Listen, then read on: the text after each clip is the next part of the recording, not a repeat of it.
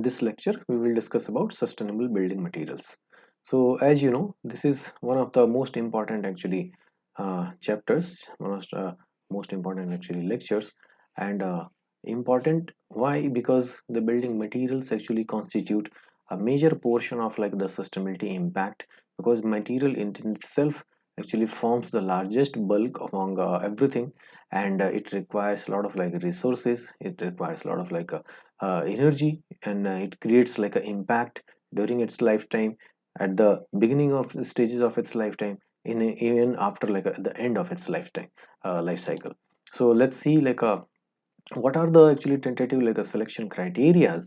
Okay, so those are like obviously the aesthetic quality is one of the important ones, but apart from that we are looking for here like a durability, ecological impact, embodied energy, performance, social impact, cost, non-toxic or whether like a less toxic material, or a renewable energy. We are looking for like a biodegradability. So these are the actually terms, these are the actually criterias which have become very important, very crucial in the like in the sustainability actually studies, and why that we have discussed separately why they are important. So we will discuss more from the perspective of materials over here. So the fundamental actually principles which are can be actually used, we can call them like even like a strategies also, through which we can actually devise our like a guidelines devise, we can design accordingly, and we can actually fulfill the requirement. So those could be like a structural design efficiency. Why structural design efficiency is important? In order to reduce the actually wastage of material, because usually in the lack of the like a knowledge, we may end up spending more where it is not needed, or maybe we can end up even with the little material where it is like needed. So actually a thorough and analytical actually study is needed to analyze the structure before going for the construction of it. So in order to actually optimize the efficiency of the resources, optimize the efficiency of the materials used in that. So structural design efficiency is one of the very important ones as far as the building construction is concerned. Then comes the energy efficiency. Well, of course buildings consume energy throughout their life, and mainly during the like their operation stage, the consumption of energy goes like very high. So we must actually go for like energy efficiency also. Water efficiency, well, water is available in the finite like quantity. So as a like a natural element, this is one of the most scarce elements, scarce resources in like today's times, in the recent years.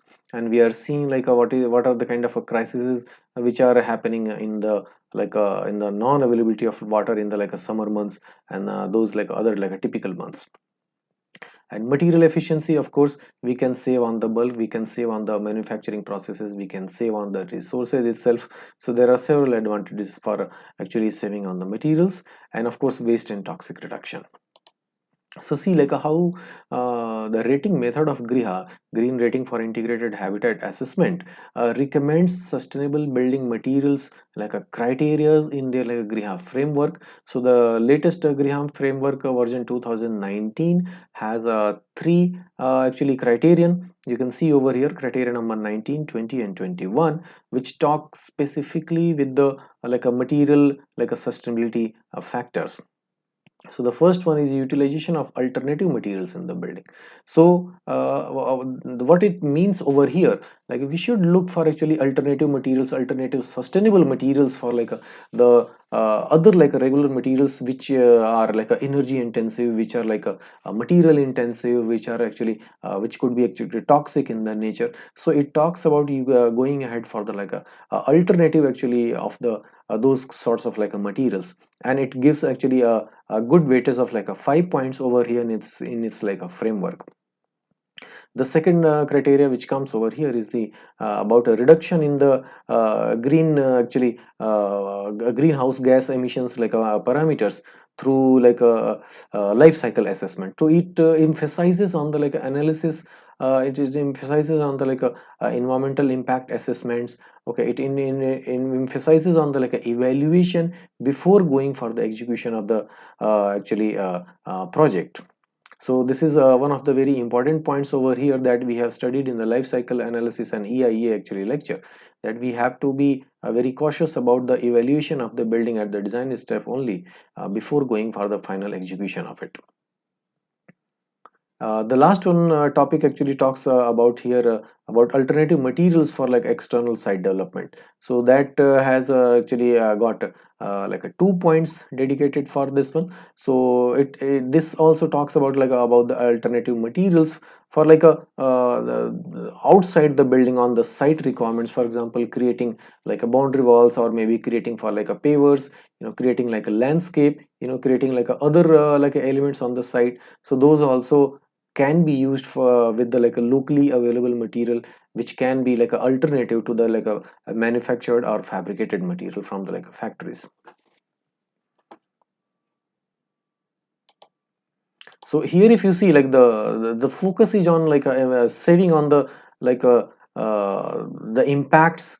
Okay, saving on the like a other like a conventional material which are like having like some sort of like a impact on the like ecology. So this is the actually purpose of going for the sustainable building materials in the construction. So how these like alternatives can be actually evolved? So this is a list of actually those like alternative materials which can be actually used as like a main resource material, but they are actually a byproduct. They are actually waste of like some other actually product. So we can see like we are all familiar of this fly ash material, red mud, slag, unfired like a clay bricks, and manufactured sand, glass, and there are several other actually list of materials which can be used as, and these are actually being adopted in the recent times in the construction industry as a like a alternative material. So uh, here if you see in this slide, it talks about using like a mainly like the materials which are like still available in their like a natural like a form, natural like a condition, and which are like a we can say they are not so like a highly or complex processed. So they can be actually taken care of while like a dismantling, while actually disintegrating, while actually disposing them at the end of their life cycle. So those could be like a paper, those could be like artificial stones, carbon fibers, translucent like concrete, rubber modified asphalt, plastic, recycled bitumen, silica fumes. There are several other types of material, even like a husk also of like a several like a crops, and cloth like a rayons, and fibers available from like a discarded actually garments. So these could actually find several applications of it in the whole construction actually material category when we are talking about. Well, how these can be used? So this is one actually very interesting example from India itself. Here we can see this road actually was constructed. The top layer of it, this road was actually constructed using the actually waste plastic, and you can see the hoarding over here which talks about the plastic waste road. So there are actually several advantages. This plastic is going to land up in the like a landfill. So how this can be put to use somewhere? So like we spoke like what is the pollution? Pollution is the actually a wrong place, like a material. When a material actually reaches at the wrong place, it becomes like a polluting actually thing for the like that place, obviously. So why can't this material which is a pollution for the rest of the environment can be put to some use? So it has like a use like a higher percentage of like a plastic waste. It reduces the need for like a bitumen by around like a 10%, increase the strength and performance of the road, reduces the cost to around like a 5,000 per kilometer of like a single lane road, generate jobs for like a rag pickers, develop a technology which is eco-friendly, improvement in fatigue life of road, and better resistance towards the rainwater and cold weather, also better resistance towards rainwater and yeah, cold weather, cold situations. So these are actually some advantages we can have over like using like a conventional like a bitumen based or tar based actually road surfaces. So why not to have like a such like a experiments, and we can evolve actually methods and ways to have like a such constructions in like other places also. This is one example you can see over here. This is a building in Milan which actually sucks the pollution content part from the like a air from the atmosphere, and this is known as a, like a smog eating actually machine, smog eating actually building. So we will look at the details of this building. If you see, so the cladding of the white sinus building in both highly innovative and like a sustainable. The 9,000 square meter facade was realized with 900 biodynamic concrete panels developed by Ital Cementi. Its TX active technology captures air pollution when the envelope material comes into contact with light, which it then transforms into inert actually salts, reducing smog levels in the environment. Each exterior panel of Palazzo Italia, produced with the style comp technology, is unique, and the building itself is like a net zero energy building, which means thanks to the design team's extensive use of photovoltaic glass and photocatalytic concrete cladding, the structure is capable of covering its energy needs autonomously. So you can see like how interestingly, how innovatively the technology is used over here. First of all, to go for the net energy building concept, and second, to reduce the pollution from the air of the atmosphere. So this is one of the beautiful examples which I came across to share with you guys, how we can put to use several interesting innovative exercise, innovative materials, innovative techniques, innovative processes to improve all the overall sustainability factor. If you see over here, the major three resources which are required for any building construction is the materials, of course, energy, and the water. So these are the three actually major resources which we need, and a sustainable building design approach has to consider these three resources in terms of their depletion and the environmental and social impacts associated with their use. So we have to take care of these, because all of these three are very crucial, and all of these three, if you see the volume of it, so they were being the related from the buildings being related from the a built environment, which consumes the largest actually energy from among all the sectors across the world. Okay, so this is one of the actually highly potent areas where any sort of intervention is welcome to save either of these three important resources of materials, energy, and water. So what are the environmental impacts of material use? If you see, during the past 30 years, an increased understanding of materials and their characteristics have brought to light other less obvious impacts associated with materials, which affect people and environments well beyond the building envelope.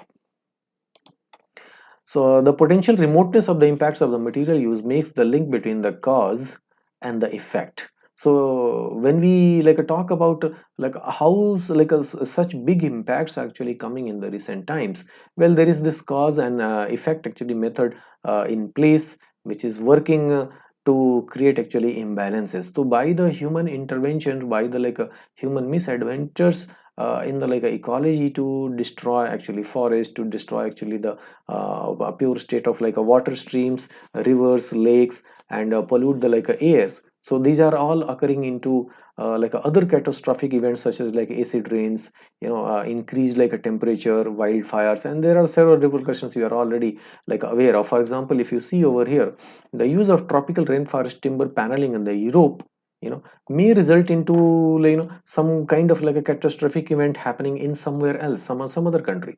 So you may be aware of this butterfly effect. So the butterfly effect emphasizes the uncertainty and the probability, the uncertain probability of catastrophic events which may occur even from a slightest of change in the ecological balance. So this puts up this important actually emphasis over here to control the actually causes, so that the effects can be actually reduced, so the bad effects can be actually taken care of.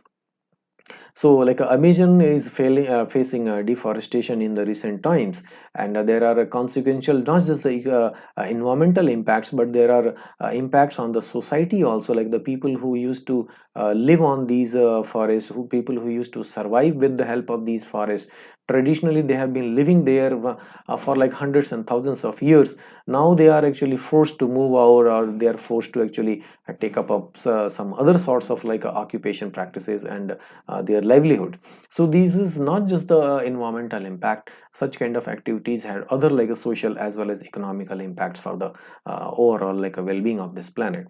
So it is very difficult to comprehend and substantiate than more immediate cause and effect relationships, such as that that between car use and the increased pollution. So well, there are some direct actually cause and effect things also, like as it is mentioned over here, like a car which emits like a poisonous and toxic gases.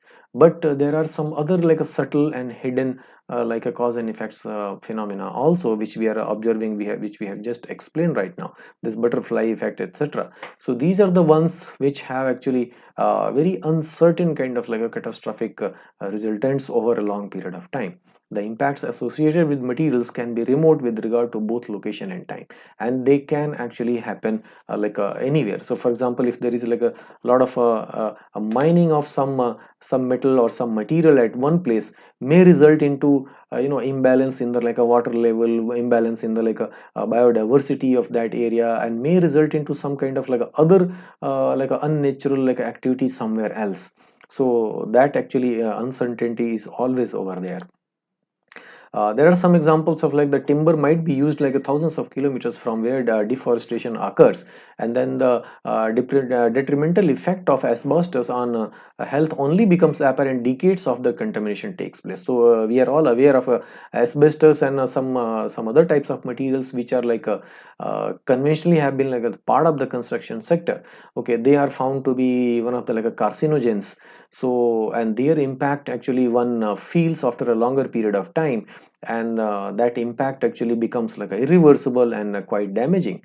So each and every material needs to be like studied properly and should be actually understood to have like a lesser impacts actually, then only should be approved for uses in the design and construction sector.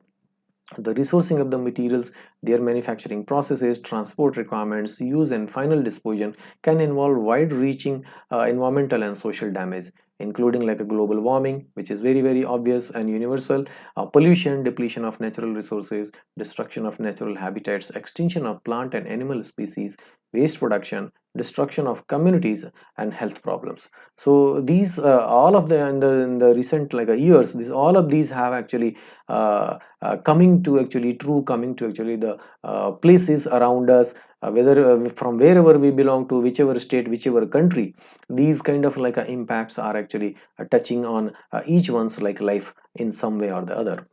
To assess these impacts, material specifiers must consider the chain reaction and long-term effects of using any material, even those that may appear unlikely to be associated with negative environmental impact. So it is very important to understand actually the life cycle analysis of any such material which we are using in our industry.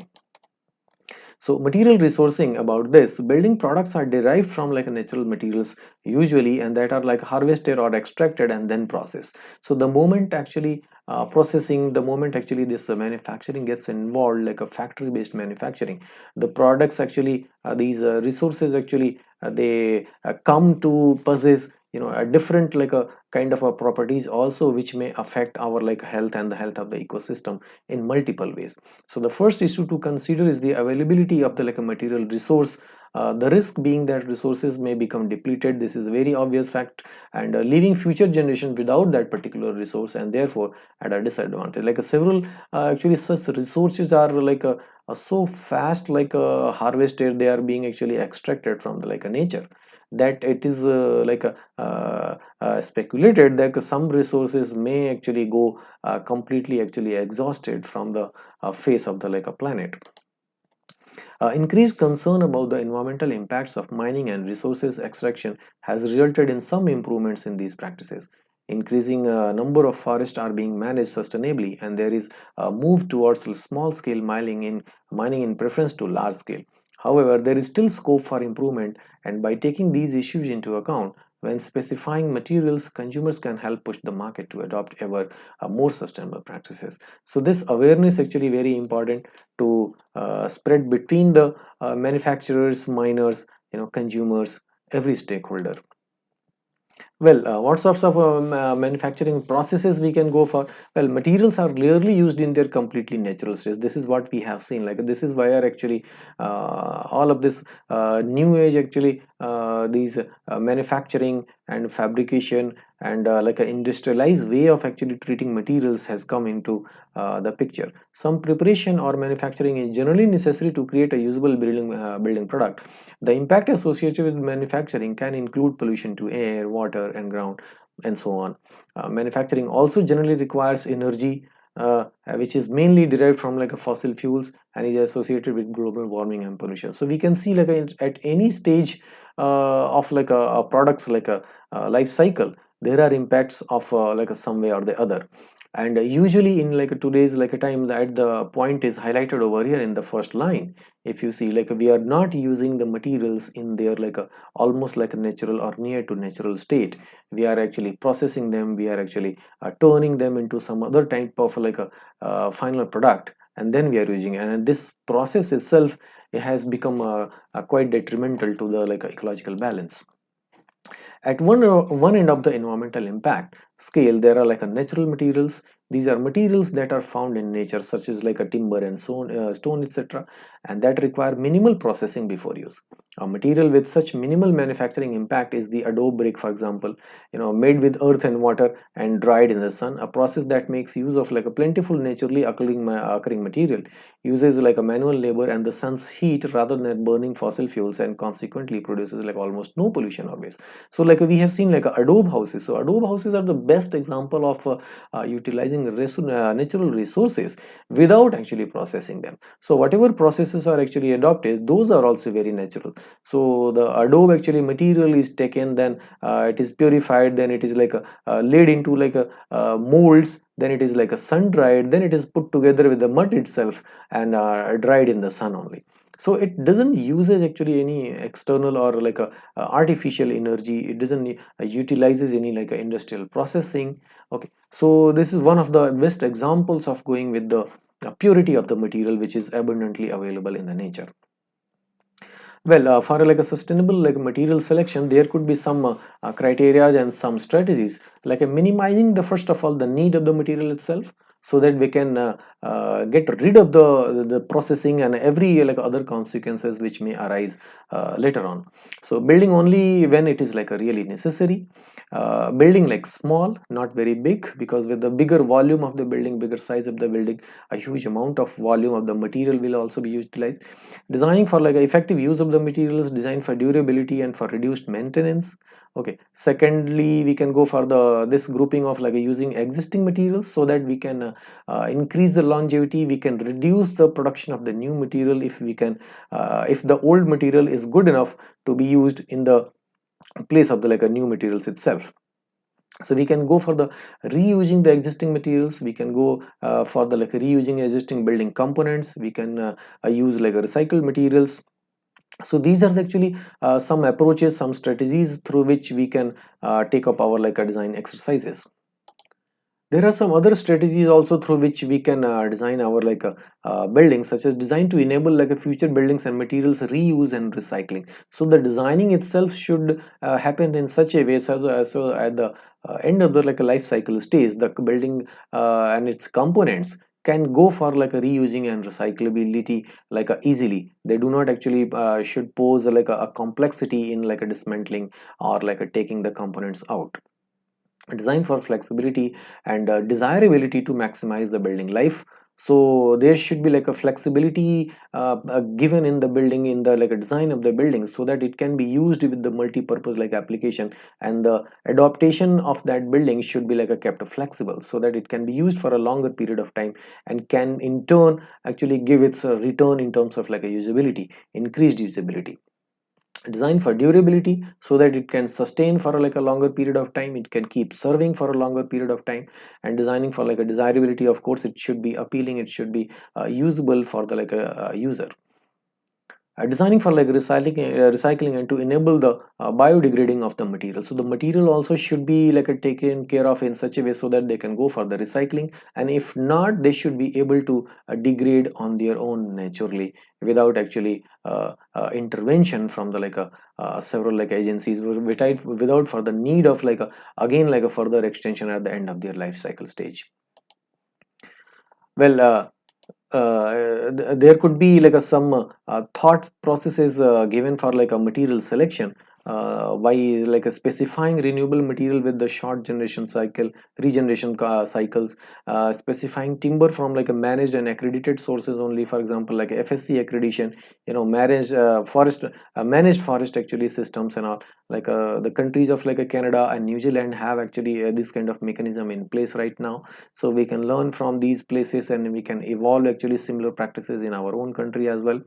We can specify for like a plentiful resources and avoid scarce resources, specifying like materials mined, harvested or extracted with, we can go for like a minimal impact on the local and global environment. We can go for specifying material associated with low manufacturing pollution, specifying materials associated with low levels of CO2 emissions over the life of the building, considering their impact on saving running energy.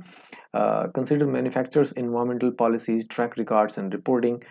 Specify materials that do not pollute the indoor air. Select locally produced materials requiring like a minimal transport. So that we were talking about the other day about indirect emissions. So indirect emissions, for that actually transportation sector is one of the major contributions for the like indirect emissions. And one material should not be actually taken very far away from the place of its like a manufacturing or fabrication, in order to avoid the indirect emissions. So this is what actually is talking about over in this particular slide. Material disposal and waste minimization. So about this thought, if we see like segregating actually the components of the building, and converting them into like a inert, materials, so that they can actually go with the any other like a component, any other like a material also. So segregating like a timber, inert metal and soil waste during construction and demolition, and ensure their recycling. Arranging for like excess materials ordered, and where possible waste materials to be like taken back by the material suppliers, including like recycling provisions in the building. So if you see this second point, it talks about like creating a mechanism where the surplus material, where the waste, if it can be like taken by the supplier from the like a manufacturing agency, so that they can take it into their like a as a raw material, and they can again make it like as and convert them it into the usable product. So this we saw like yesterday, in the previous one of the previous lectures, where that carpet manufacturing company was usually utilizing the 100% of its material, and for like a reuse and for recycling, and they are actually working for like creating almost like a nil waste from their manufacturing facility. So this kind of efforts are actually laudable, and these are the actually critical strategies which are actually required in today's context. So material, energy and transport, on this thing, if you see, there are some concerns on like these factors also. So unlike the example of like adobe construction given earlier, most building materials require energy for extraction and manufacturing. Energy is also required for like transporting material to the site, maintaining it, finally disposing of it. The total energy used is known as the embodied energy. You have already known this fact. Like embodied energy is the energy which is required for like a sourcing, for manufacturing, transporting, and finishing that product. So that all of these stages actually, if you combine, so the energy required at all of these stages combine in a combined manner is called as the embodied energy. So by reducing like a energy like expenses on each of these stages, we can overall, in the sense, we can reduce the embodied energy of any product. So the total energy used is not the embodied energy. Energy is still like mainly produced by burning fossil fuels and is therefore associated with global warming and pollution. Specifying low embodied energy materials is therefore generally desirable. Unfortunately, estimates for the embodied energy of materials can vary depending upon the method used to calculate it, and can be misleading. Embodied energy calculations do not generally differentiate between energy produced with the fossil fuels and that produced by alternative means not associated with CO2 emissions. They sometimes include the energy for the transport of material to site for their maintenance and disposal, and sometimes they do not. Well, so we have to be cautious while calculating actually embodied energy. This is what being talked about over here. This actually doesn't considers whether the energy used in this actually manufacturing of this product, whether it was like a source from like a non-renewable sources or renewable resources, or whether it has actually included some energy which was used while transporting it back for the recycling and all that. So these are actually minute details which we can actually take care of but it requires actually attention case to case basis. But in an overall sense, actually energy is energy, and whether it is coming from like a non-renewable resource or a renewable resource, as long as it is consumed by that particular product in its manufacturing, it constitutes, it gets added in the embodied energy of that product. About materials in use, maintenance of the materials require both energy and materials, and is associated with the similar impacts as the construction of buildings, albeit on a smaller scale. Minimizing requirements for maintenance by designing for durability and longevity helps to reduce the life impacts of the material. Materials can also affect the building users in terms of comfort and health. Materials like disposal, the building industry in the UK is currently responsible for like 70 million tons of like a construction and demolition waste every year, most of which is sent to like landfills. There are numerous problems associated with landfill sites, including the use of the land, toxic like materials leaching into groundwater, emissions of explosive gases, sometimes explosions also happen on these like locations, and structural like instability, of course. Appropriate site waste segregation, designing to enable reuse, and recycling, and using reclaimed and recycled materials all contribute to diverting waste from landfill and other polluting waste disposal options.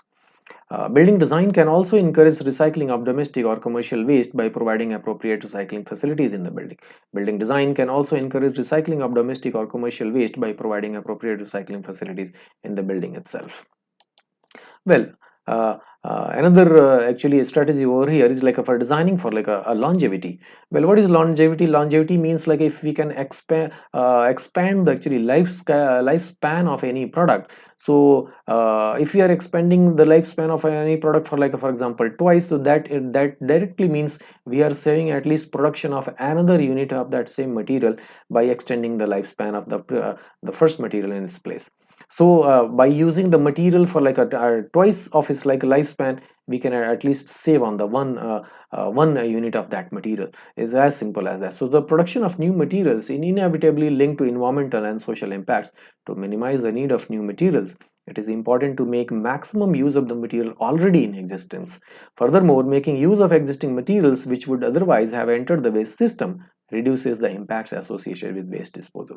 So there are only benefits. There is no harm of actually using this strategy like a design for longevity. Further, some guidance for like designing to enable like dismantling, so this is also one of the very important actually stages where once the product life cycle is over of like for any product, so it goes for like some sort of like a dismantling, some sort of like a degradation, decomposition, or some kind of like a disposal. So at that time the material or that component should be able to be like get disassembled properly, so that it can be like a disposed of, the different materials can be disposed of in a responsible way. So for example, like the some things which are necessary to be like be aware of at the beginning only, like the information. So providing as like a build drawings and a maintenance log, including identification of point of like a disassembly, components and materials. Also identify materials and points of disassembly on like elements. So how that product, how the components of that product are going to be disassembled, so this information should be given beforehand for the like a dismantling agency. About access, provide easy and safe access to the building elements and fixing with minimal machinery requirements, so that they can be carried out without much hindrance. Dismantling process, well, simplifying fixing systems, enabling like removal by means of small hand tools and handheld electrical tools, avoiding a specialist plant, use of like a mechanical rather than chemical fixing, providing realistic tolerances for like assembly and disassembly, designing joints and components to withstand like a dismantling process, and further coming down to the hazard, because hazard is one of the after effects of like this dismantling and actually disposal actually stage. So how the hazards can be actually reduced at this stage. So make components suitable for like a safe handling and provide means of handling and locating, avoid like toxic materials also, because this could be like a harmful for the people who are involved at this actually work. For like a time factor, minimizing the number of parts, fixing and types of fixings, allow for like a parallel disassembly of different building elements, so that there is a flexibility in terms of like the uses, in terms of like a dismantling, in terms of like a recycling, etc. Finally, like guidance for designing to enable the reuse of building elements, and alternatively their recycling if reuse is not possible. Recommends like these are following like points. For example, like reprocessing. So use materials that require minimal reworking. Avoid non-recyclable materials such as like a composite materials. They are very difficult to get like recycled. Treatments and secondary finishes that complicate reprocessing, such as like a powder coating, such as like a laminations. So these actually are the and appealing and aesthetical actually treatments and finishing for like a several types of products, but in turn they end up actually complicating that product for its like a disassembly and recycling. So minimize the actually number of component types. Ensure that inseparable sub-assemblies are from the same material, and that components of different materials are easy to separate. For like hazards, minimize toxic content. If toxic content is like unavoidable, ensure the ability to release it in a controlled manner. Make components sized and of a weight to suit the means of the handling, and provide means of handling and locating it. About durability, use sturdy and avoid like a fragile materials. Design joints and components to withstand actually repeated use, so that there is no wear and tear so often, and one can save on the maintenance and operations part of the lifestyle life stage of that product. About information, provide identification of like a material and component types. Provide like product details and installation instructions. So the information has to be complete from like a end to end to enable actually a successful and unhindered actually operation, as well as a successful and complete recycling and disposal of the like any like a building material. So that is actually intent of this actually lecture over here. So we can talk about as a, like a final some like approaches to dispose of like these materials by utilizing actually reusing them, by recycling them, or even like a downcycling them. So reuse actually putting to new use a previously used building component, taking from a building or the other source. The building component can be made of a single material such as like a brick, slate tile, timber joist, precast concrete floor, etc., or more than one material such as like a door with like a iron mongery, composite wall panels, precast concrete foundations.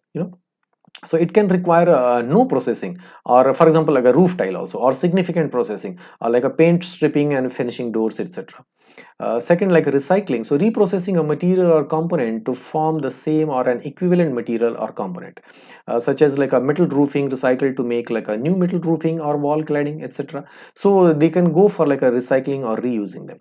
And then lastly, like a downcycling, reprocessing a material into a lower grade used material, such as like a concrete or brick into like a hardcore timber, or timber into like a chipboards. So these materials can be like actually downcycled, can actually become inferior, but still can be used into like some other sorts of like usages and applications. So that is the downcycling. So these are the actually strategies which are very important as far as like sustainable building construction materials are concerned, and that is why we have discussed over here. And with this I would like to come to an end of this lecture. Thank you all.